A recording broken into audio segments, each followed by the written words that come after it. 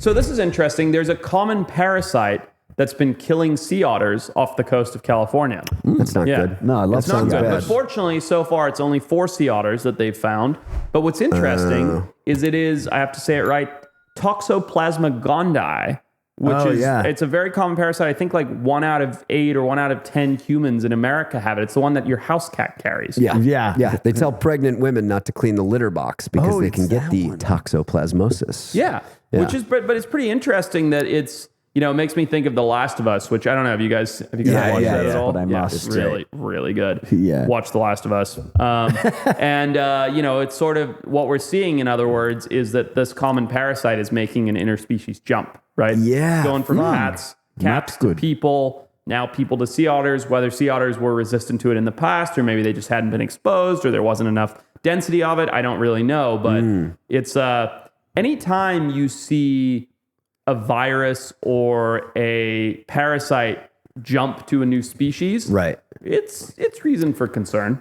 And that's the foundation of The Last of Us, by the way. That's why I brought that up. Right. It's just sort of evidence that these little things that you can't see are fucking crafty. Yeah. Yeah. Because we're always thinking, well, how that affects us. Right. Right. Of course. We love sea otters and we don't want them to be dying from cat shit disease. Of course. But, you know, we're like, oh shit. Well, does that mean like the sea otters have some weird thing that can like jump to us? So what the article said was that the sea otters have been exposed to it, particularly with sea otters that live near shore, which is most sea otters, but near shore in runoff areas. And the toxoplasmosis or the, gondii, the eggs of that parasite are washing out with all the rains we've been having in California. Interesting. And just, you know, it would have to be a perfect set of situations, but these sea otters are getting exposed to it. The problem is, if this parasite becomes rampant enough in the sea otter population that every time 2 sea otters are getting together, that somehow it's transferring, this can have a major effect on, you know, all sea otters, basically. Right. Yeah. Which would be horrible because sea otters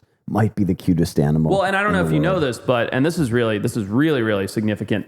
Sea otters almost got hunted to extinction, which almost completely collapsed California's offshore ecosystem. Really? Do you know about this? No. Okay. This is I got to paint a big picture for you here, but it's interesting. So Native Americans used to hunt sea otters, okay? And they kept them in a very nice population balance because they couldn't kill a lot of them because they didn't have the tools and technology. And sea otters eat sea urchins and other crustaceans. Well, those sea urchins and things eat the kelp, okay? So there was a nice balance, right? There weren't too many otters, there weren't too few otters, which controlled the sea urchin population, which controlled the kelp. Now, when Western settlers came to America, they were like, wow, it's really cold in San Francisco all the fucking time. Yeah. What's going to warm us up? Only the densest fur in the world, sea otter pelts. So they went out, murdered all the sea otters they could get their hands on. And I'll tell you where they found them again, which is right by me, which is really cool.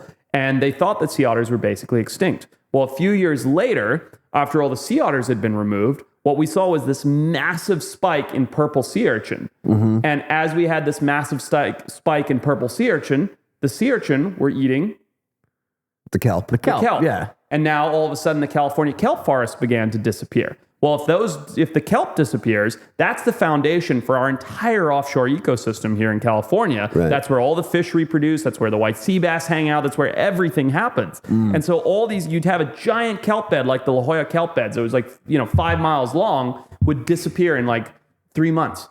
And that was because there were no sea urchin left, because there were no sea otters left to regulate the sea urchin population.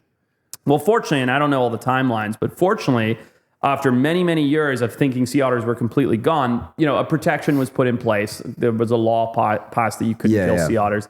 They found them on San Miguel Island, which is the island that's out by me in California, in Santa Barbara. Right. It's the roughest channel island. So very few boats ever went out there because the weather's so shitty and it's so rough. I've only been there once in 20 years of going to the islands. And they found a small population, brought that population back, started breeding them, reintroducing them, doing a Head Start program. And only now, some 50 plus years later, is that balance beginning to come back into a proper play. And now the kelp forest is seeing regrowth and stuff, but it's also dealing with changing sea surface temperatures and El Niños. So it's just like us being Westerners hunting out those sea otters put this massive, massive pressure to the point that like our iconic golden kelp forests of California, the thing that people travel around the planet to dive at Catalina, was almost gone. Yeah, I mean humans again. Just like you got to kill the cutest animal that with just because you need, and it's not that cold in San Francisco. Come on, fucking bullshit, man. Well, a lot of that shit, I'm sure, was getting shipped back to the East Coast. You know, much like All the beaver over. pelts and all that. Yep.